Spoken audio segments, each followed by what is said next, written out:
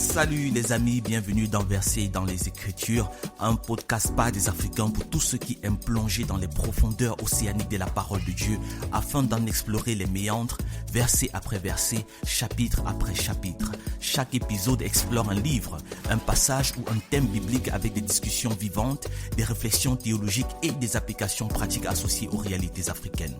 Alors accrochez-vous, nous plongeons dans ce nouvel épisode et que la parole habite richement en vous. Voilà, amen. Donc, bienvenue à tout le monde. Nous voulons enchaîner avec le dernier chapitre de 1 Jean dans ce 5e épisode de cette série. Et cet épisode marquera aussi la fin de cette saison. Et après, nous enchaînerons avec la 2e saison. Et j'en parlerai à la fin, n'est-ce pas, à la fin de cet épisode. Mais sinon, 1 Jean 5, vraiment un chapitre très très puissant, l'apothéose, on dira, de cette lettre marquante et historique, empreinte ou du moins teintée de l'inspiration du Saint-Esprit venant de l'un des apôtres les plus marquants du christianisme et peut-être le plus mystique d'ailleurs. Pour ceux qui ont suivi le tout premier épisode où on parlait un peu de la biographie, voilà, vous l'avez entendu uniquement ici où on parlait de la biographie de l'apôtre Jean, vous savez de quoi je parle. Mais sinon, dans ce chapitre 5 qui parle de la foi en Jésus et ses conséquences, nous aurons deux notes terminologiques, donc deux notes assez techniques que je voudrais d'entame expliquer de quoi il s'agit. Déjà, nous avons dianoia, voilà, qui est au niveau du verset 20 de 1 Jean 5. Et nous avons aussi le comma Johanneum, ou bien la virgule johannique en français. Donc, dianoïa, vraiment au niveau du verset 20, c'est un terme grec que l'apôtre choisit pour parler de l'intelligence, pour pouvoir connaître celui qu'il appelle le véritable, c'est-à-dire Dieu, n'est-ce pas? Et ce terme désigne en réalité l'entendement orienté vers la vérité, ou bien une capacité extraordinaire qui n'est pas humaine, une capacité de connaissance que Dieu rend possible pour pouvoir avoir accès à certaines expériences ou bien à certaines vérités, à certaines informations, si vous voulez. Donc ensuite, le comma Johanneum, la virgule johannique, c'est une appellation de la clause trinitaire qui est présente dans la tradition du Textus Receptus, dans le texte reçu, qui est l'une de ces sources qu'on utilise pour pouvoir traduire le Nouveau Testament. Et nous avons cette partie-là au niveau de 1 Jean 5, entre le verset 7 et le verset 8, et selon les traditions de traduction, si vous, n'est-ce pas, du Nouveau Testament, cette virgule johannique n'apparaît pas. Donc, si vous ouvrez certaines Bibles que vous avez à votre disposition, vous verrez que cette partie où il est écrit au ciel, le Père, la parole et l'Esprit Saint, ces trois sont un. Vous verrez que dans certaines traductions bibliques, cette partie-là n'existe pas. C'est pour ça que techniquement on a appelé cela la virgule, donc une partie qui a été mise de côté parce que, bref, je ne vais pas plus loin. Nous entrerons dans ce débat un peu plus tard. Autant vous le dire, c'est assez excitant, ce sera encore plus excitant. Mais ce qui est encore davantage excitant, davantage intéressant pour nous, c'est le texte biblique en lui-même. Et nous allons faire la lecture de 1 Jean 5. Accrochez-vous. Alors c'est parti. Et je vous fais la lecture ici dans la version seconde 1910. Alors, quiconque croit que Jésus est le Christ est né de Dieu. Wow. Et quiconque aime celui qui l'a engendré aime aussi celui qui est né de lui. Nous connaissons que nous aimons les enfants de Dieu lorsque nous aimons Dieu et que nous pratiquons ses commandements. Car l'amour de Dieu consiste à garder ses commandements. Et ses commandements ne sont pas pénibles, parce que tout ce qui est né de Dieu triomphe du monde. Et la victoire qui triomphe du monde, c'est notre foi. Qui est celui qui a triomphé du monde, sinon celui qui croit que Jésus est le Fils de Dieu? C'est lui, Jésus-Christ, qui est venu avec de l'eau et du sang, non avec l'eau seulement, mais avec l'eau et avec le sang. Et c'est l'Esprit qui rend témoignage, parce que l'esprit est la vérité. Car il y en a trois qui rendent témoignage. 2 points. L'esprit, l'eau et le sang. Et les trois sont d'accord. Si nous recevons le témoignage des hommes, le témoignage de Dieu est plus grand. Car le témoignage de Dieu consiste en ce qu'il a rendu témoignage à son Fils. Celui qui croit au Fils de Dieu a ce témoignage en lui-même. Celui qui ne croit pas, Dieu le fait menteur, puisqu'il ne croit pas au témoignage que Dieu a rendu à son Fils. Et voici ce témoignage, c'est que Dieu nous a donné la vie éternelle et que cette vie est dans son Fils. Celui qui a le Fils a la vie. Celui qui n'a pas le Fils de Dieu n'a pas la vie. Je vous ai écrit ces choses afin que vous sachiez que vous avez la vie éternelle, vous qui croyez au nom du Fils de Dieu. Verset 14, nous avons auprès de lui cette assurance que si nous demandons quelque chose selon sa volonté, si nous demandons quelque chose selon sa volonté, il nous écoute. Et si nous savons qu'il nous écoute, quelque chose que nous demandions, nous savons que nous possédons la chose que nous lui avons demandée. Si quelqu'un voit son frère commettre un péché qui ne mène point à la mort, qu'il prie, et Dieu donnera la vie à ce frère. Il la donnera à ceux qui commettent un péché qui ne mène point à la mort. Il y a un péché qui mène à la mort, ce n'est pas pour ce péché-là que je dis de prier. Toute iniquité est un péché. Et il y a tel péché qui ne mène pas à la mort.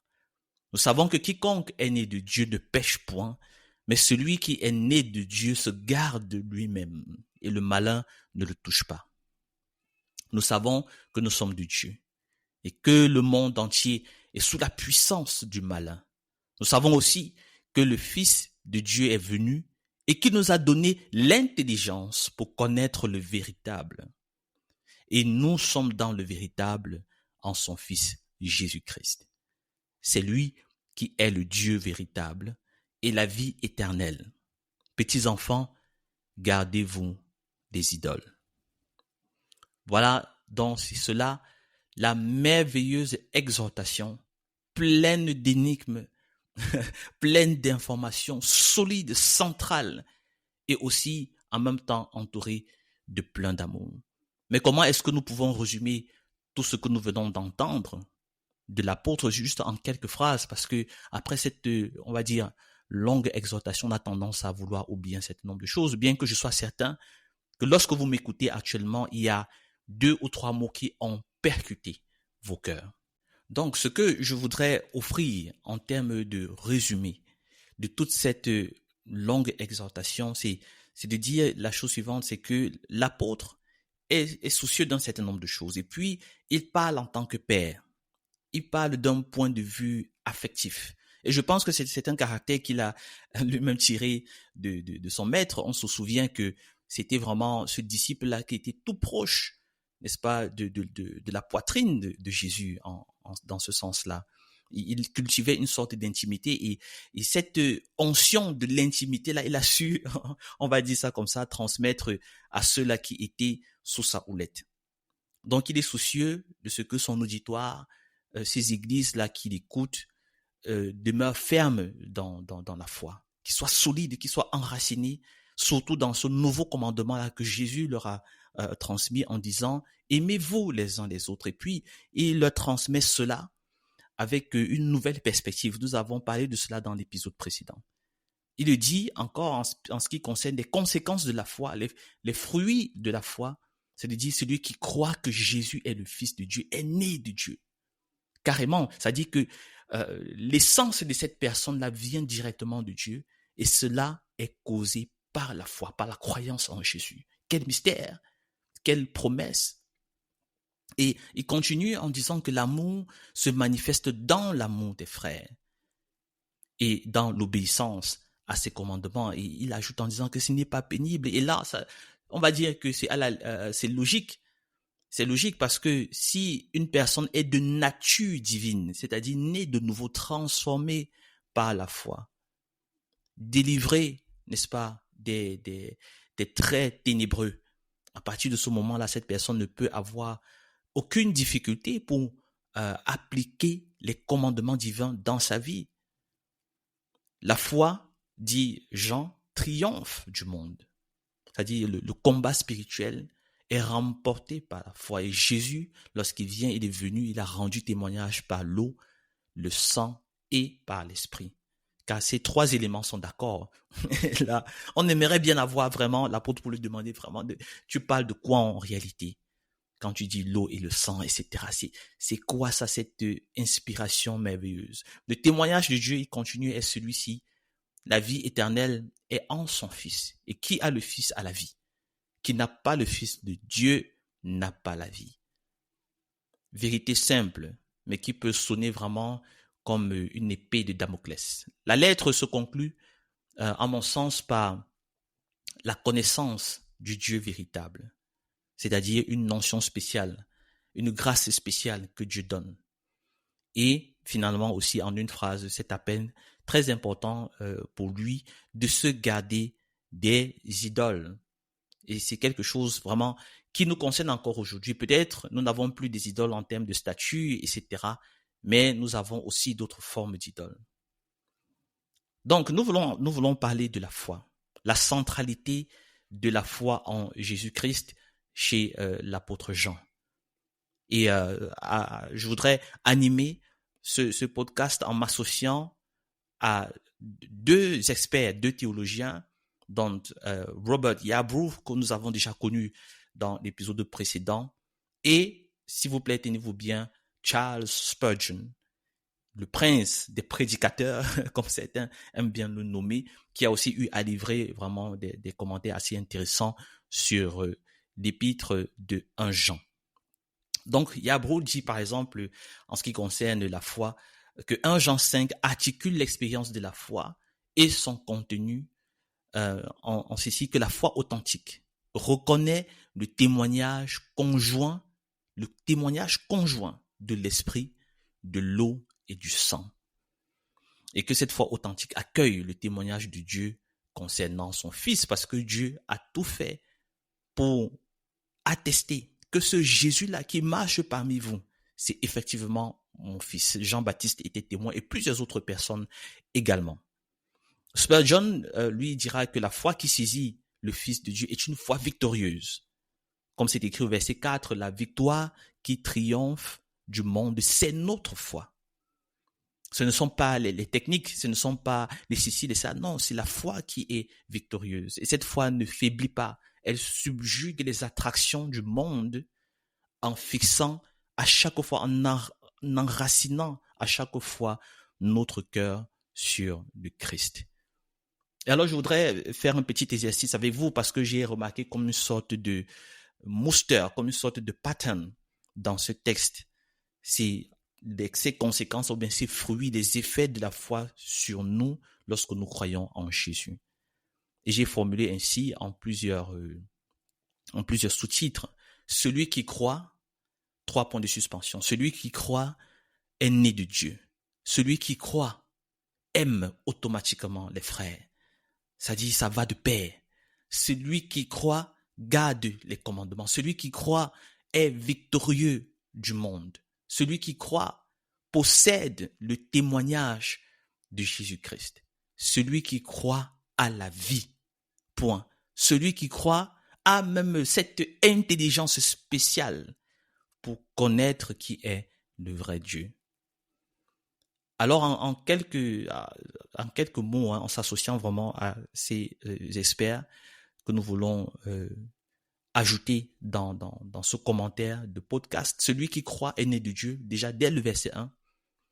Celui qui croit est né de Dieu. Yarbrough dira, la nouvelle naissance s'atteste par la confession vraie de Jésus le Messie et par l'appartenance concrète à la famille de Dieu. Donc, lorsque une personne confesse pour la première fois, je pense que cette réflexion de Yarbrough s'appuie largement sur Romains 10 de mémoire de l'apôtre Paul qui dit c'est pas la confession de la bouche que nous parvenons au salut. Donc, il faut confesser pour arriver à la nouvelle naissance et entrer, comme ça, de facto, et symboliquement aussi par le baptême d'eau, dans la famille chrétienne, ce qu'on appelle parfois dans le jargon chrétien, dans le corps de Christ. Spurgeon, en ce qui concerne le verset 1, celui qui croit est né de Dieu, va dire la foi vivante est le signe de la naissance d'en haut. Là où Dieu engendre, il donne une nature nouvelle capable de vaincre le monde. Donc chez Spurgeon, il y a vraiment cette idée de victoire, n'est-ce pas? La victoire sur le monde, parce qu'il sait que si nous continuons d'être liés au monde, d'être affectifs des choses du monde, alors nous sommes aussi directement ou bien de facto ennemis de Dieu. Et ça, c'est une pensée jacobine. Donc, deuxième effet de la foi, deuxième fruit de la foi, celui qui croit aime les frères. Il n'y a pas moyen de faire autrement. Yabro va dire l'amour des enfants de Dieu découle de l'amour pour Dieu lui-même. Parce que Jean, il lit foi, amour et vérité. Et dans l'épisode précédent, nous étions en train de dire que chez Jean, l'amour de Dieu et l'amour fraternel sont inséparables. Inséparables. C'est la même chose que Jésus lui-même a eu à dire quand il dit, il y a le premier commandement, tu aimeras le Seigneur ton Dieu de tout ton cœur, de toute ton âme, de ta pensée. Et voici le second qui lui est semblable, tu aimeras ton prochain comme toi-même. Le second qui lui est semblable, c'est-à-dire que les deux commandements, c'est comme des jumeaux. Tu ne peux pas considérer l'un et négliger l'autre. Et Spurgeon lui dira que l'amour fraternel n'est pas optionnel. C'est la respiration d'un cœur régénéré. Sans amour, pas de preuve de vie. Donc c'est une contradiction de voir des églises qui en interne s'entretuent à cause du Congossa, à cause de la médisance, n'est-ce pas? Les gens se détestent, les gens se font de la concurrence pour savoir qui sera plus proche du pasteur, de l'homme de Dieu. C'est une contradiction de voir des églises, des confessions se faire la guerre les unes contre les autres. Comme on passe le temps à voir sur Internet, et même pas seulement sur Internet, mais vraiment d'une confession à une autre. C'est terrible. Alors, il faut revenir sur ces enseignements, comme nous sommes en train de décortiquer cela pour parvenir vraiment à l'intention même apostolique et pouvoir se ranger. Troisième fruit de la foi. Celui qui croit garde les commandements. Il les garde. Car ces commandements ne sont pas pénibles. C'est ce que Djoumaya Brour insiste encore là-dessus, en disant que la nouvelle naissance donne une certaine capacité, une facilité, une obéissance joyeuse.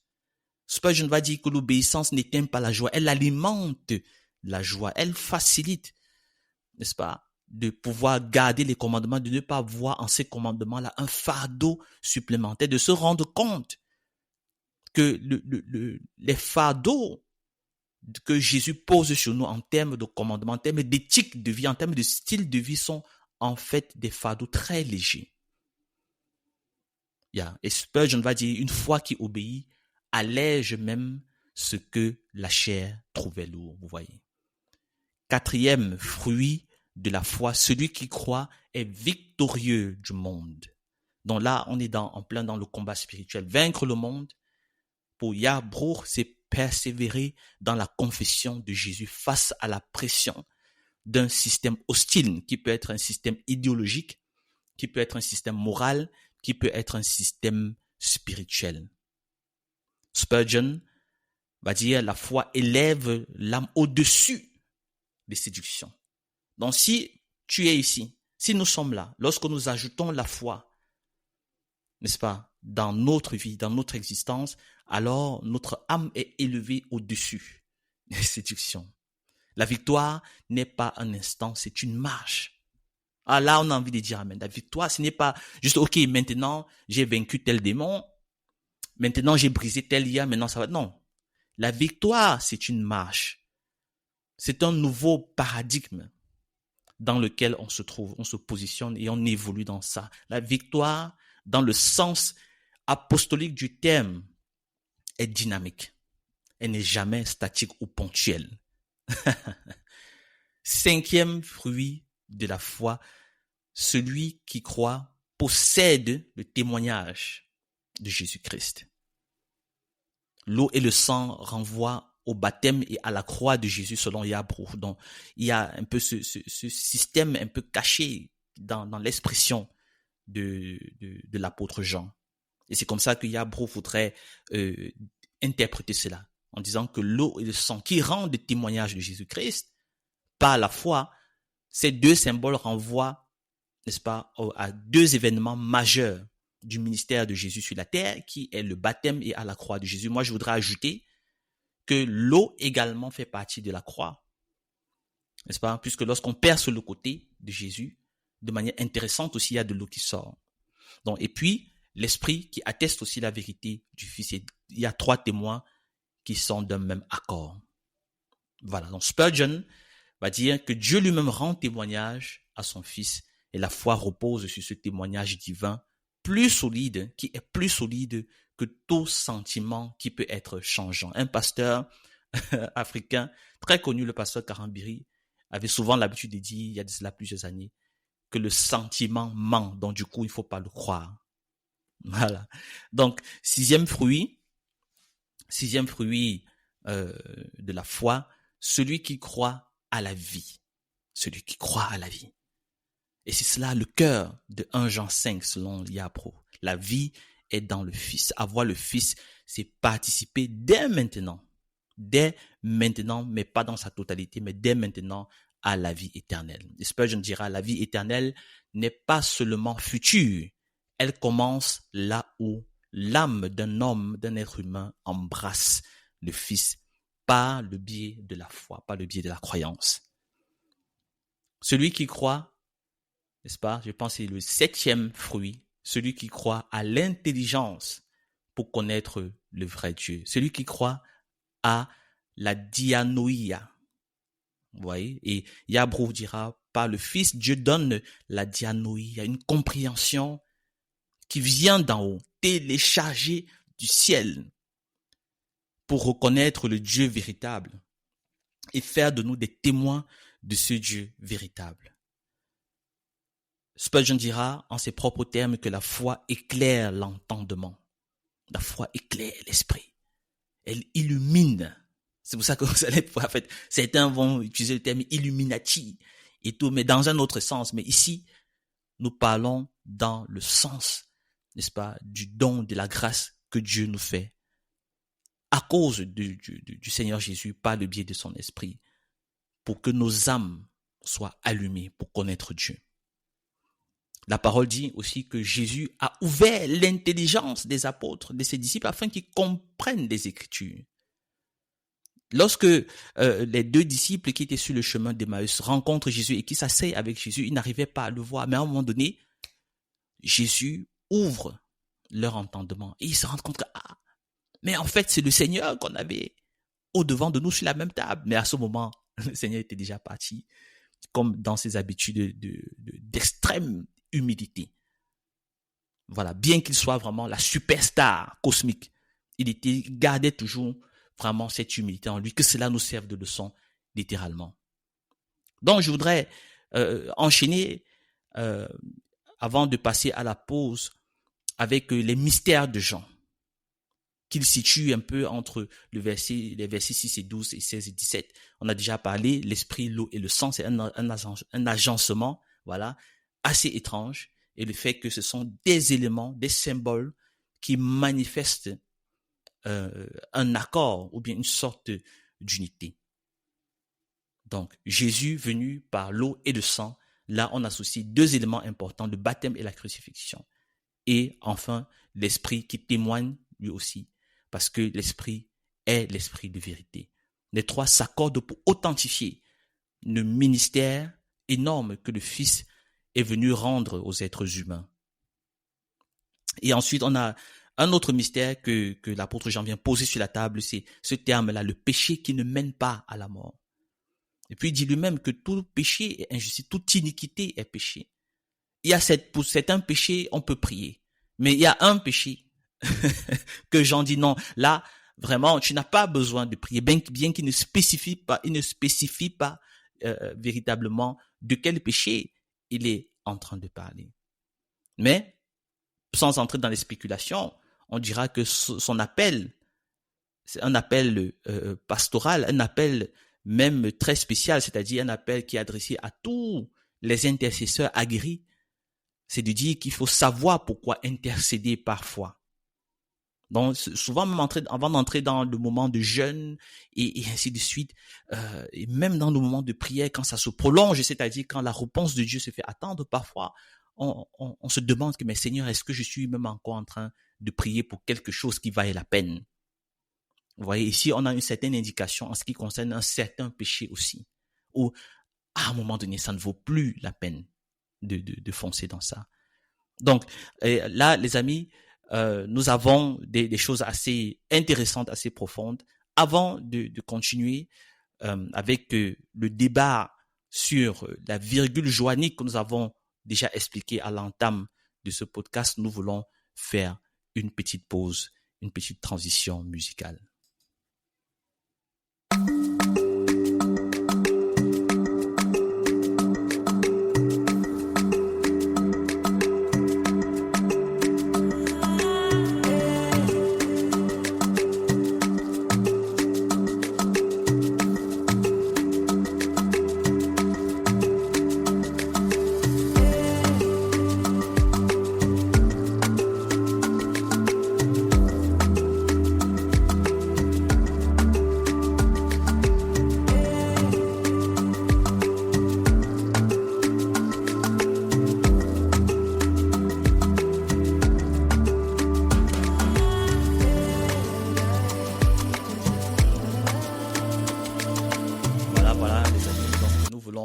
Reprendre avec ce podcast et continuer avec la virgule joanique. Et j'expliquais à l'entame de ce podcast que la virgule joanique, en fait, c'est un petit extrait de ce chapitre qui manque dans certaines Bibles.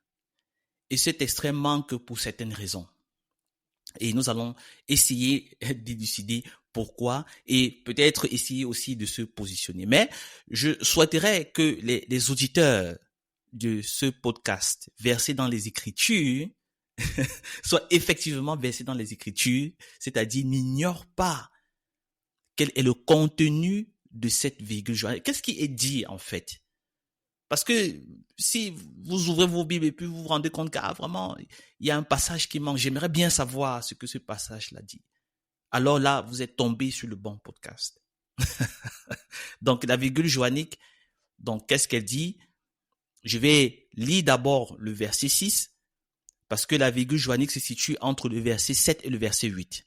Donc, je vais lire le verset 6 à 9, et puis encastrer la virgule joanique dans cet extrait-là.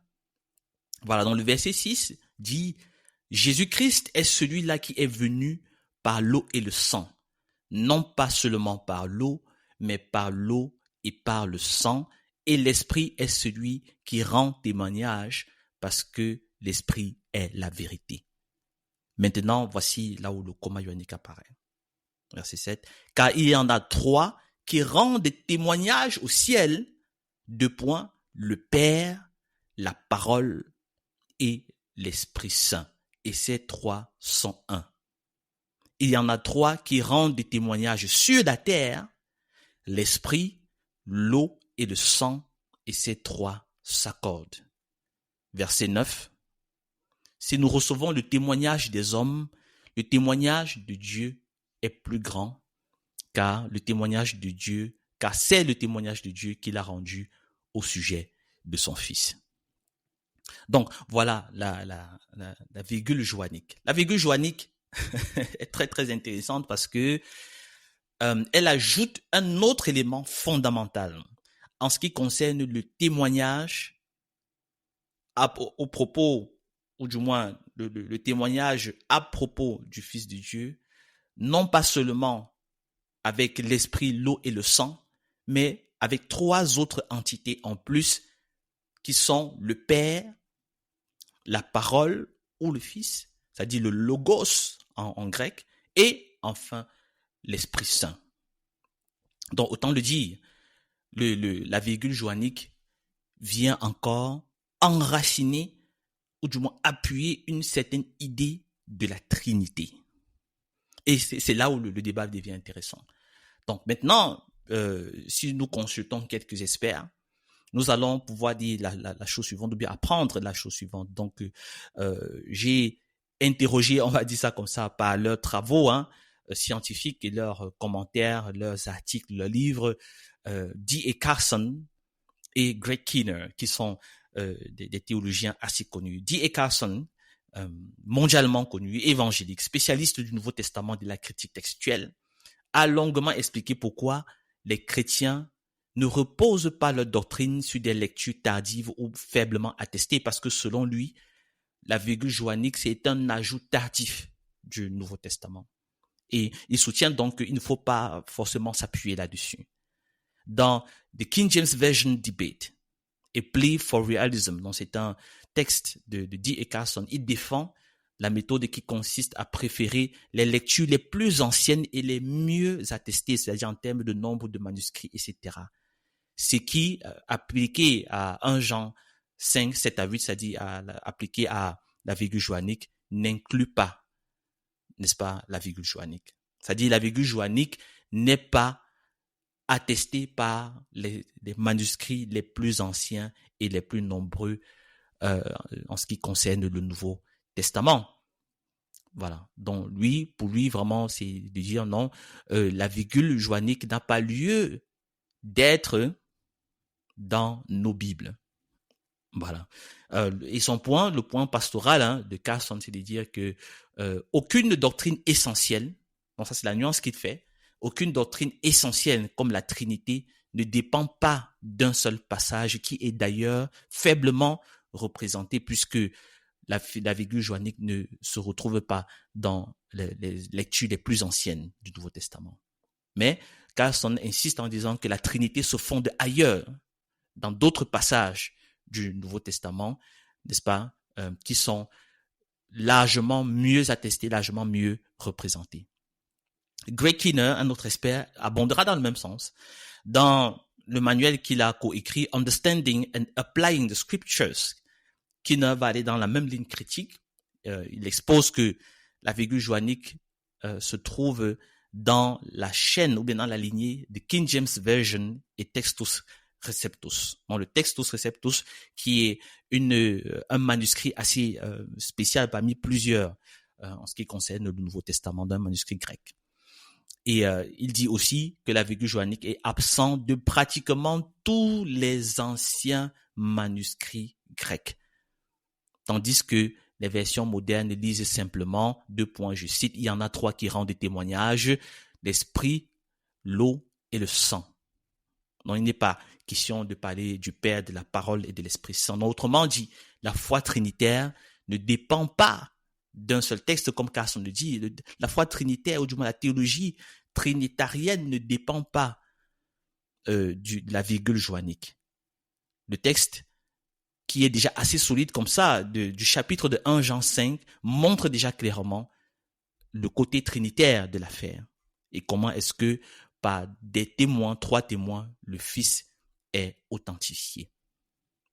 Donc maintenant, j'ai bien voulu rechercher davantage et apporter c'est-à-dire d'autres voix qui vont un peu enrichir le débat face à 2 poids lourds, c'est-à-dire D.A. Carson et Greg Kinnear. Donc là, on a dans 1 Jean 5, où Jean parle du témoignage concernant Jésus. Et beaucoup de Bibles modernes, effectivement, ne l'incluent pas. Mais n'incluent pas la virgule johannique, comme nous avons dit précédemment. Par contre, d'autres Bibles qui sont dans la lignée du texte reçu, c'est-à-dire du Textus Receptus, incluent cette précision supplémentaire de la virgule johannique. Donc, et l'une de ces personnes, surtout concernant les pères de l'Église, qui a vraiment appuyé cela, c'est Cyprien. Cyprien de Carthage, les amis. Cyprien de Carthage est un pasteur africain du IIIe siècle. Il est mort aux environs de l'année 258. Un pasteur africain. C'est pourquoi nous parlons africain ici. Et je voudrais attirer encore davantage l'attention de nos auditeurs. Écoutez bien, parce que Cyprien a écrit en latin dans un de ses ouvrages, de Unitate, il a écrit et hi tres unum sunt. Et ces trois sont un. Et c'est comme ça qu'il a commenté aussi 1 Jean en liant témoignage et unité. Quand il dit ces trois sont un, il articule la confession du Père, de la parole et de l'Esprit Saint. Et qu'ils sont un et que cette unité-là fonde l'unité de l'Église. C'est un principe de base concernant l'unité de l'Église. Parce que si Dieu que l'Église adore n'est pas un, alors l'Église ne peut pas être unie. Vous voyez, donc ce n'est pas un simple clin d'œil, c'est une doctrine fondamentale en ce qui concerne l'unité, en ce qui concerne la Trinité. Parce que chez Cyprien, l'unité trinitaire a des conséquences pastorales. L'Église reçoit son unité du Dieu un. Du Dieu un. Donc, et moi, quand je parle de ça, comme ça me fait penser à cette formule ancienne testamentaire déjà dès l'Exode, où Moïse va dire Echad, Elohim, le Dieu un, le Dieu uni. Et ça, c'est vraiment essentiel, surtout en des temps de tension, en des temps de persécution, mais dans nos temps modernes, vraiment c'est essentiel, là où chacun est en train de vouloir ouvrir son église et faire sa chose sans tenir compte de l'autre. Prouver, être dans le proving, comme on dit, et ainsi de suite. Là, on passe à côté véritablement du témoignage biblique, du témoignage apostolique. Et pour de nombreux lecteurs qui sont pour l'existence de la virgule johannique dans les Bibles, n'est-ce pas? Cyprien atteste qu'une lecture trinitaire explicite de 1 Jean 5 circulait déjà tôt dans l'église latine, c'est-à-dire en Afrique du Nord. Autrement dit, cette compilation, cette compression, on va dire, de la virgule johannique dans ces termes, les trois sont un, ne serait pas une élaboration tardive, comme l'affirme D. E. Carson ou bien Greg Kinner, mais c'est un témoignage ancien qui était déjà intégré à la catéchèse et à la prédication. Et en ce qui concerne la grammaire, dans 1 Jean 5, il y a un détail de grammaire qui intrigue. Le texte parle de ceux qui rendent des témoignages au masculin, alors que esprit, eau et sang sont des neutres. C'est-à-dire ça, la grammaire grecque. Et pour beaucoup de défenseurs, c'est-à-dire ceux qui souhaitent voir la virgule johannique dans les Bibles, c'est-à-dire des gens comme Maynard, Morman et Hills, cette discordance, c'est clair si l'on reconnaît en amont la mention personnelle des trois au ciel, c'est-à-dire le Père, la parole et l'Esprit, et naturellement au masculin parce que les trois sont un. L'accord grammatical reflèterait alors une formulation trinitaire qui était déjà connue des premiers chrétiens. Donc, on a parlé de Maynard, Michael Maynard retrace l'histoire du débat et met en lumière un faisceau de témoins latins et d'éco-patristiques. Et comme nous avons cité Cyprien convenablement. Jack Moorman rassemble la chaîne de transmission, c'est-à-dire les éditions, les versions, les citations, et valorise les arguments de grammaire et de réception.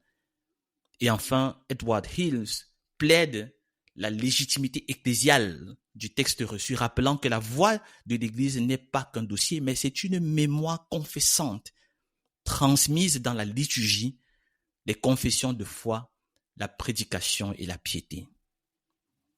Donc, pourquoi le texte reçu est important dans cette affaire? Le texte reçu en tant que l'un de ces manuscrits grecs du Nouveau Testament, parce que finalement, c'est ce texte-là, c'est ce manuscrit-là qui est remis en cause si on veut éjecter la virgule johannique de nos Bibles modernes.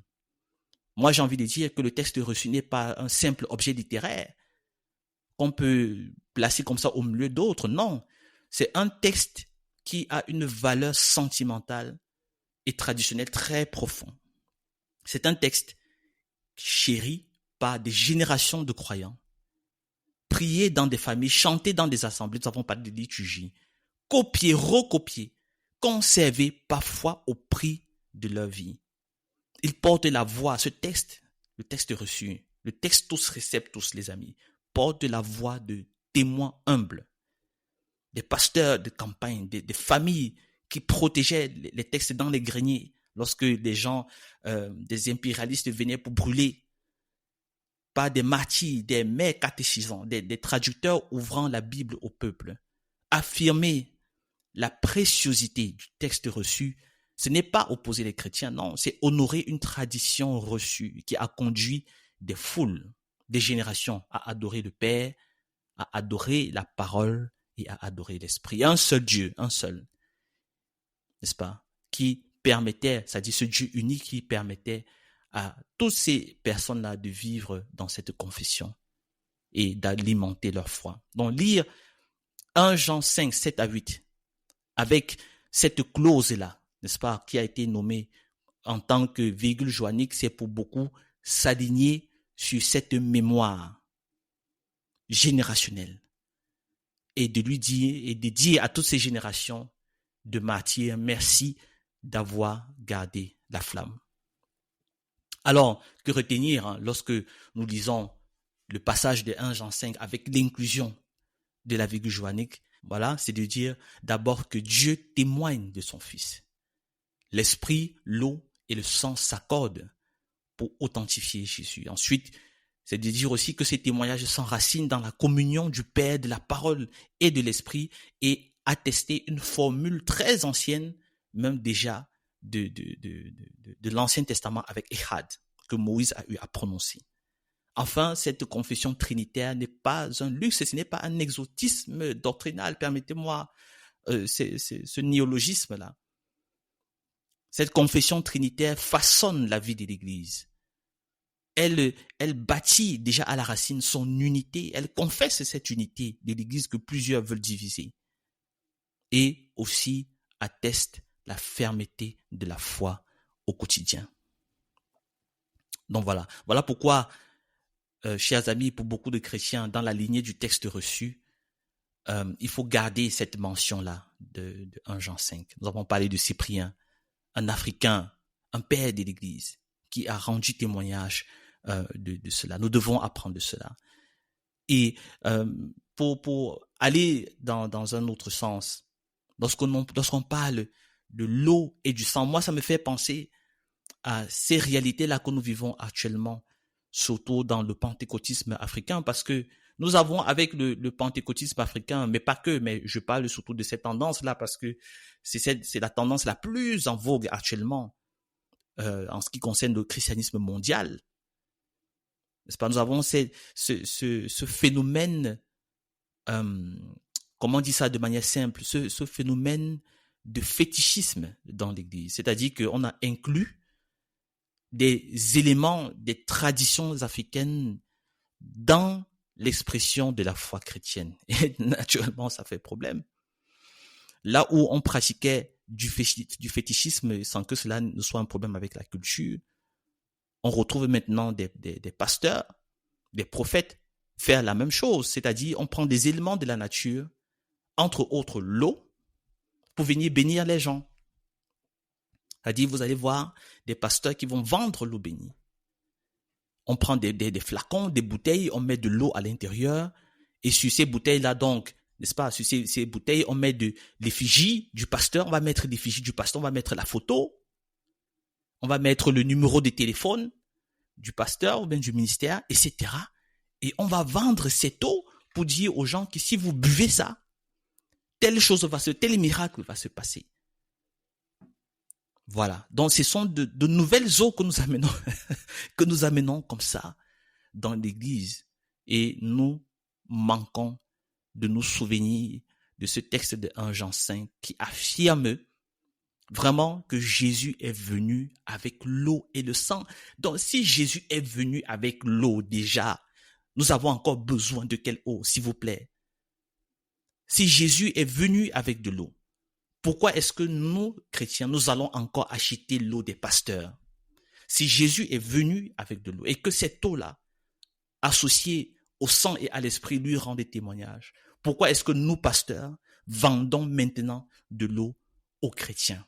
Pourquoi est-ce que nous faisons ce genre de choses pour détruire, pour ensorceler les enfants de Dieu.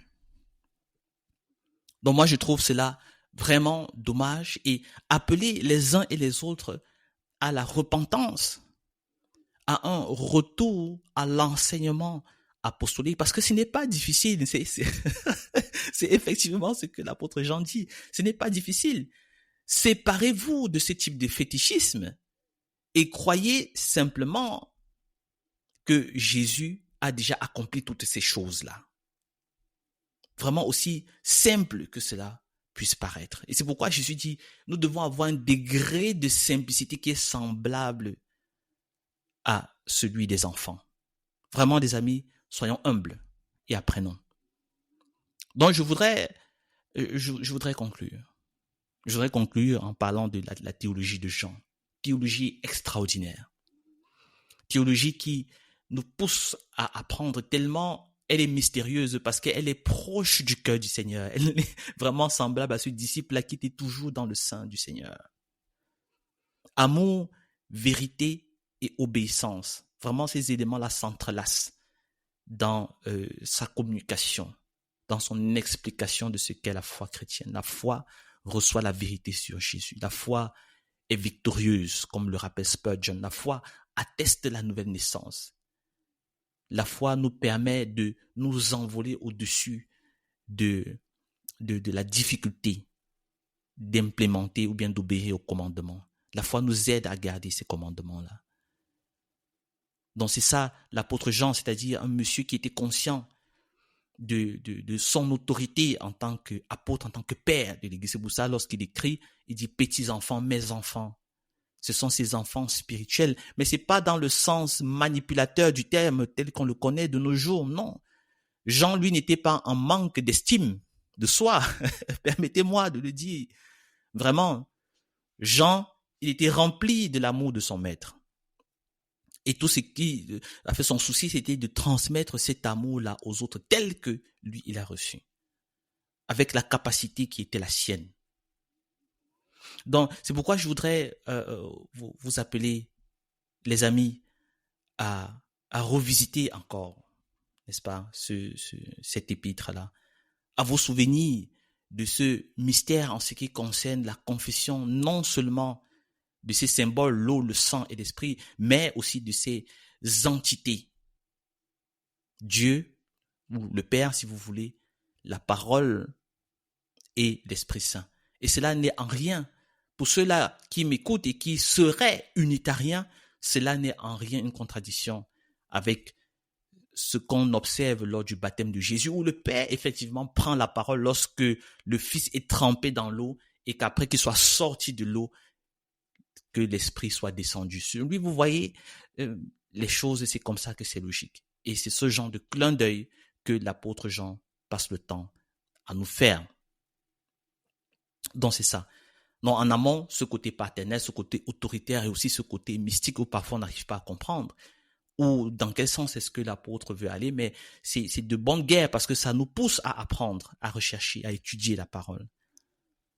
Voilà, et l'apôtre nous rappelle que Dieu est lumière, Dieu est amour, et la christologie de Jean, n'est-ce pas, elle est très, très, incarnatrice, c'est-à-dire elle tourne autour de ce point central que Jésus, le Fils de Dieu, est venu en chair.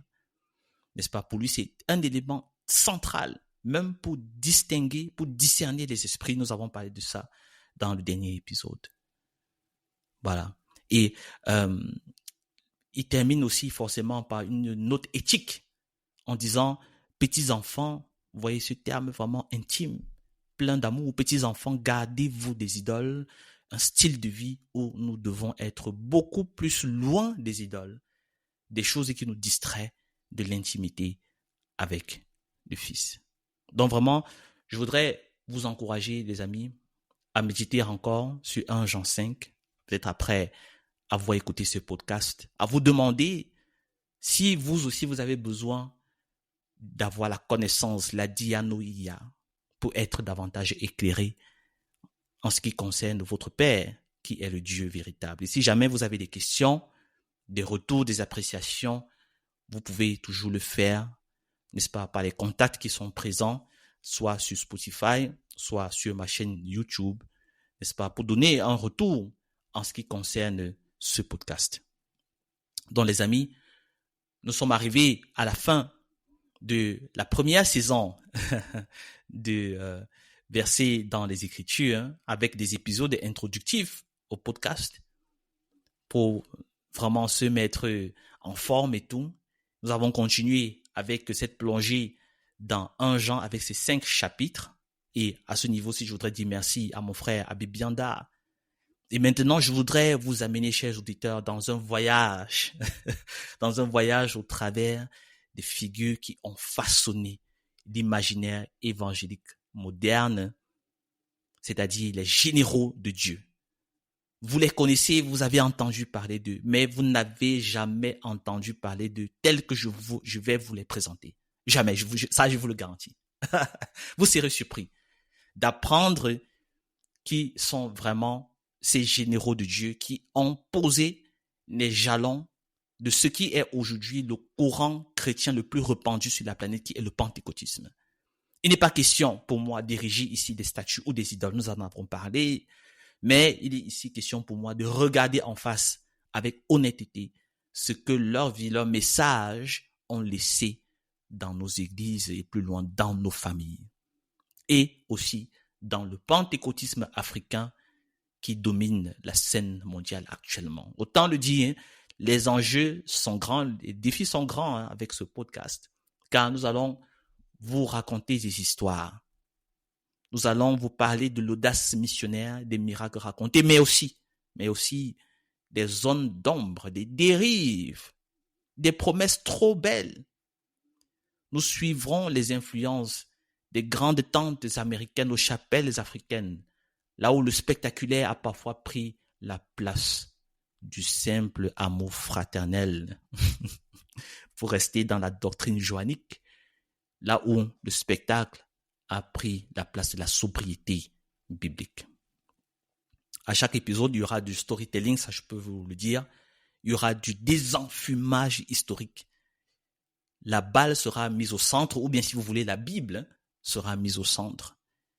Et nous écouterons des voix d'experts, nous allons vérifier les faits, nous poserons la question qui compte.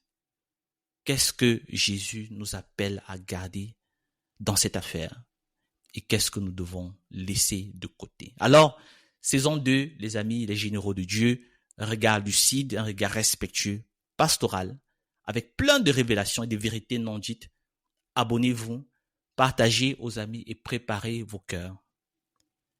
Vraiment, Versets dans les Écritures, un podcast africain pour les Africains à la lumière des Saintes Écritures. Alors rendez-vous très vite pour l'épisode 1 de la 2e saison.